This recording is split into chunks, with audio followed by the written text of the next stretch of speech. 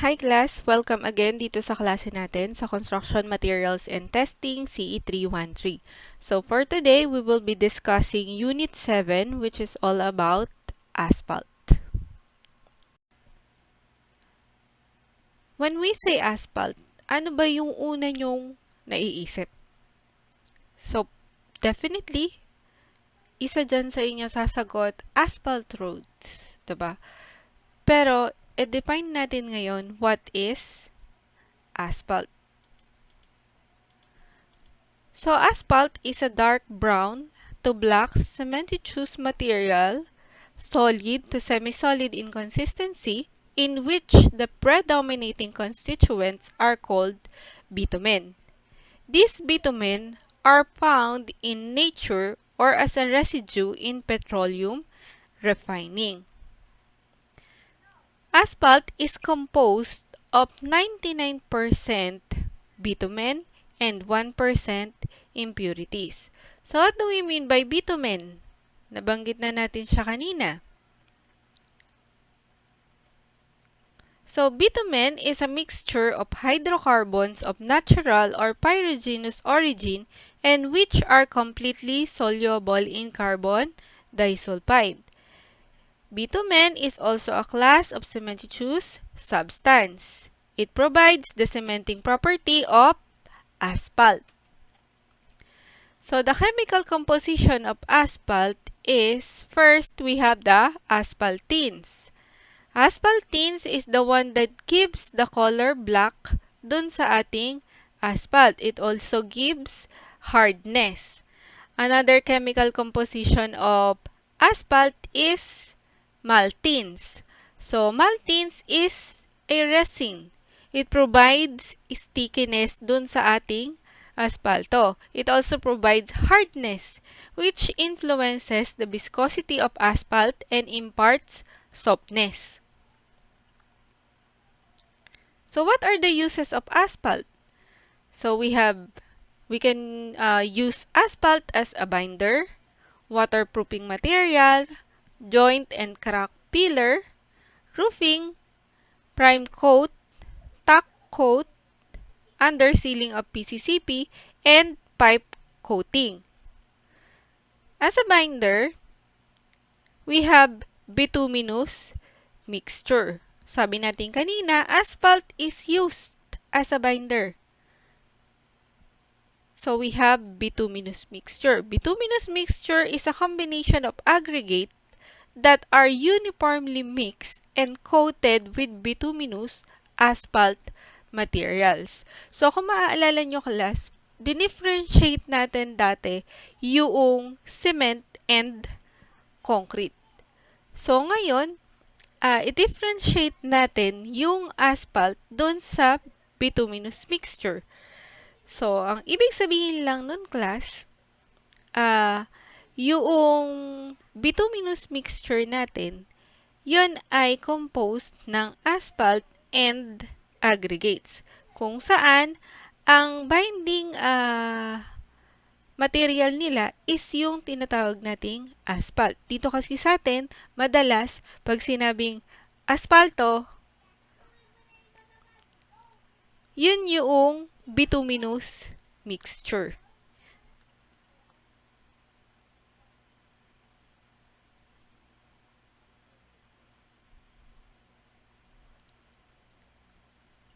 So, what are the properties of bituminous mixture? So, first, we have stability. So, class, dito ang pinag-uusapan na natin is yung properties ng bituminous mixture. Again, pag sinabi natin bituminous mixture, siya na yung asphalto na may kasamang aggregates. Tapos, yung mga sasabihin natin dito ng mga properties is yung mahalagang properties ng bituminous mixture as used in constructing asphalt roads. So, una na dyan is stability. So, it is the ability to resist deformation from imposed loads. Another one is durability. It is the ability to resist the detrimental effects of air, water, temperature, and traffic. Next, we have flexibility. So it is the ability to bend slightly without cracking and to conform to gradual settlements and movements of the base and subgrade. Kaya nga natin siya tinatawag na flexible pavement. So, it is another, isa pang tawag dun sa asphalt pavement is yung flexible pavement. So, another properties ng ating bituminous mixture is yung tinatawag na fatigue resistance.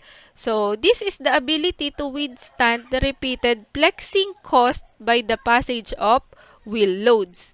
Another properties is the skid resistance. It is the ability to offer resistance to slipping or skidding of the vehicle tires. Another one is workability. Workability is with which paving mixture may be placed and compacted. Another one is impermeability.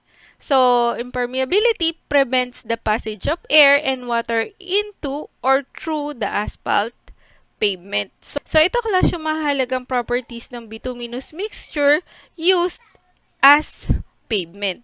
So, ano pa ba yung ibang gamit ng asphalt na nabanggit natin kanina? So, sabi natin, we can use asphalt as waterproofing materials.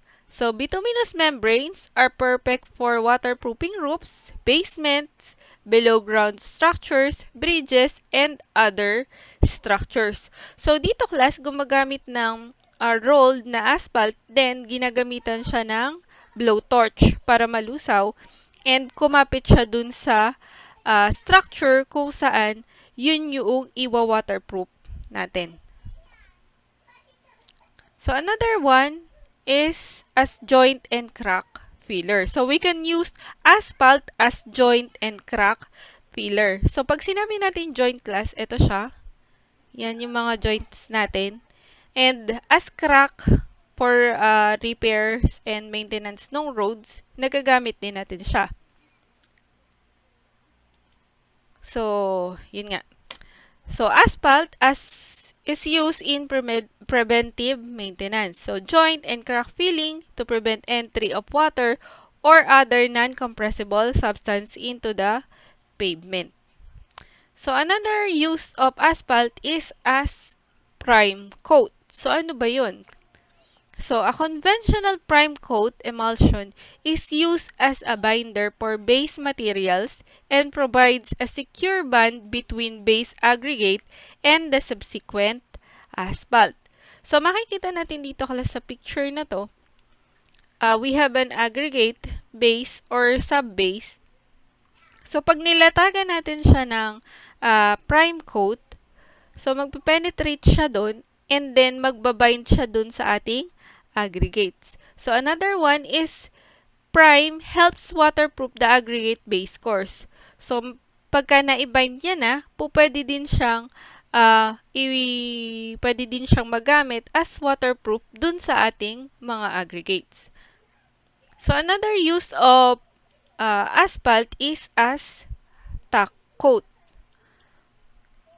So, pag sinabi natin class na tack coat, tack is an adhesive for gluing two asphalt layers together. So, ito class madalas nating nakikita sa kalsada kapag merong nag-a-asphalto, yung may nag-i-spray. So, yung ini-spray niya na yun is tack coat. So, yung iba naman gumagamit ng ganito, parang kagaya sa water truck, but instead of water, ang ini-spray niya is yung tack coat. So, ang purpose lang nun class is para i-glue niya yung first layer ng asphalt na nilatag dun sa second layer. Okay? So, dito na tayo class sa Unit 7. So, which is yung laboratory test in bitumen materials. So, let's have first our overview. So, this unit will discuss the proper procedure on how to conduct penetration grade test with accordance to ASTM D5. The test includes testing objectives, scope, apparatus required to use, safety and precautions for materials, apparatus and equipments to be used, step-by-step on how to conduct test procedure, tabulation of data, calculation, and test result. So, activity tests are incorporated in the last part of test to ensure student will develop their practical skills. So, after nito class, magbibigay ako sa inyo ng activity. Okay? So, our learning objectives. First, understand the use of penetration apparatus in penetration grade test. Another one is discuss the proper step and procedure of penetration grade test. Determine what type of application can bitumen material be used based on its penetration grade result and value. And develop their practical skills by performing the test. So we have the penetration grade test, which is in accordance to ASTM D5. So our testing objective here is this method tends to determine the consistency of bituminous materials and to assess the suitability of bitumen for use under different climatic conditions in various types of construction. So, the scope of this test. So, this specification covers asphalt binder for use in the construction of pavements and construction waterproofing. The result produced is dependent on how personnel perform it, but the needle can determine up to 500 penetration grade or as prescribed by the ASTM and DPWH standard specification. So, what are the apparatus required for this test? So, we have the penetration apparatus. Ito siya, class. Another one is small metal container. Ito siya. Laboratory thermometer. Penetration needle. So, dito, class, kung matatandaan nyo, dun sa cement natin is meron din tayong penetration test doon. Kung saan dalawa yung needle na ginagamit. Pero dito, isa lang. So, we also need a stopwatch and a big container with full of water. So, before we conduct the test, of course, we should read first the safety and precautions. So, before conducting test, use safety gloves, safety shoes, and apron at the time of test. Do not use penetration needle when wet condition. Equipment should be cleaned thoroughly before testing and after testing. And before conducting the test, make sure that no one is around 1 meter radius from the testing machine. So let's have the procedure. The following procedure was adopted in ensuring that the data to be recorded from penetration grade test specimens was taken in an organized and consistent manner. So first, prepare the bitumen material specimen. So, dapat yung viscous liquid yung gagamitin natin na bitumen. So, if the sample is semi-solid, solid bitumen material, the sample should be heated with care. Keep stirring to prevent overheating of the sample until it becomes fluid. So, next is take the small metal container and pour the bitumen material into it. Make sure that the specimen poured is greater than 10 mm to the expected penetration.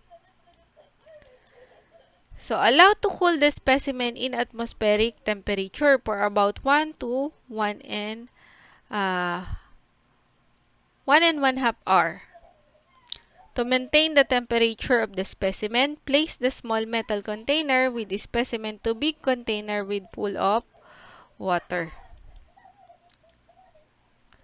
Next is clean the penetration needle and place it in the penetration apparatus. Slowly adjust the needle. Make sure that the tip of the needle makes soft contact with the top surface of the specimen. Check the penetrometer if the arm point is placed in 0 grade. So, when all are set, release the needle for exactly 5 seconds and read the result. So, do it again in the same specimen at least 3 times. Clean the penetration needle before doing it again. So, make sure that the measurement of previous needle point and next needle point will not be less than 10 millimeter. So, the average of all the specimen penetration grade to determine the penetration grade value of the specimen. So, kukunin natin yung average niya para makuha natin yung penetration grade value ng ating specimen. So, ito siya class. Kapag kinandak natin penetration test, ito yung kinukuha. So, that is in millimeter. So, tabulation of data. So, the table 10 represent the example data gathered from the penetration grade test. So, dito blanco muna. The materials and equipment used is based on the present apparatus available in CE laboratory and commercial specimen that is provided by the ASTM and 2013 DPWH standard specification. So, dito class, we have table 10. So, example of penetration grade test result. We have 3 samples. And sabi nga natin kanina, at least 3 times natin itetest yung isang sample. Dito, 5. And then, kukuhanin natin yung average penetration grade ng 5 na to. Then, ma-identify natin kung anong type of use ba po pwede yung sample natin na yun. So, yung type of use, malalaman natin siya dito class sa table 10.1. So, ito siya. The type of use of bitumen material also incorporated in table 10 to determine where should be the specimen sample can use. So, kapag ang penetration grade class is 30 to 40,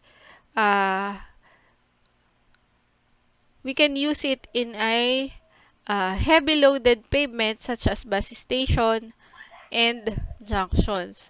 So, kung ang penetration grade naman niya is 40 to 60, we can use this sa pavement on normal roads. And kung ang penetration grade naman niya is 60 to 80, pwede natin siyang gamitin sa cold climate places or road on hills. So, pag sinabi natin road on hills, sa mountainous area. So, dito sa Pilipinas, mountainous area sa atin, and with cold climate places is yung Tagaytay or sa Baguio. Dito sa Nueva Ecija, pwede na yung pavement on normal roads. So, dito class, meron na tayong mga sample. Ito siya. So, the penetration grade was taken using the penetration apparatus within 5 seconds of time and recorded the data in table 10. The average penetration grade determined with the help of at least 5 testing specimen to obtain appropriate mixture. So, for sample 1, 5 times natin siyang tinest. So, we have 38.7, 26.1, 26.5, 34.2, and 30.7. So, for sample 2, ang nakuha natin penetration is 40.2, 33.9, 29.4, 49.1, 57.9. Sa sample 3 naman, 53.3, 75.5, 62.6, 55.6, and 59.9. Tapos, sabi nga natin kanina, para makuha natin yung penetration grade niya, ang kailangan lang natin gawin is kuhanin yung average nung ito. So, pagka kinumpute natin siya class, 38.7 plus 26.1 plus 26.5 plus 34.2 plus 30.7 divided by 5. So, divided by 5 kasi 5 times. Okay? So, kung 3 times lang, divided by 3. Ba? Alam nyo na yan, class. So, since meron na tayong penetration grade value, ito siya yung average penetration grade. With the help of table 10.1, ma-identify natin yung type of use. So, for 31.24, saan siya nakasama? So, dito siya class. So, for sample 1, pwede natin siyang magamit sa heavy loaded pavement. For sample 2 naman, 42.1.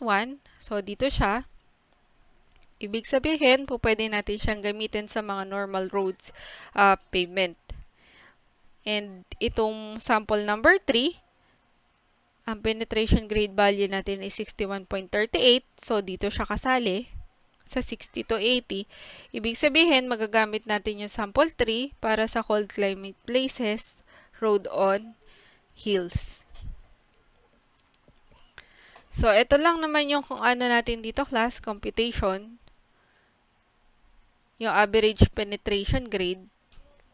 So, add lang natin lahat ng penetration grade dun sa una nating sample and i-divide lang natin kung ilang beses lang natin kinandak sa kanya yung penetration grade test. So, the service performance of an asphalt pavement is greatly influenced by the grade and quality of asphalt it contains. So, the grade selected for each project is influenced by climatic conditions, traffic, and strength of road foundation. So, dito class, kinukonsider natin kung hot climate ba siya or cold climate. So, for hot climate, use lower penetration grades or hard asphalt. So, pag cold climate naman, use higher penetration grades or softer asphalt. So, thank you class. That's the end of Unit 7.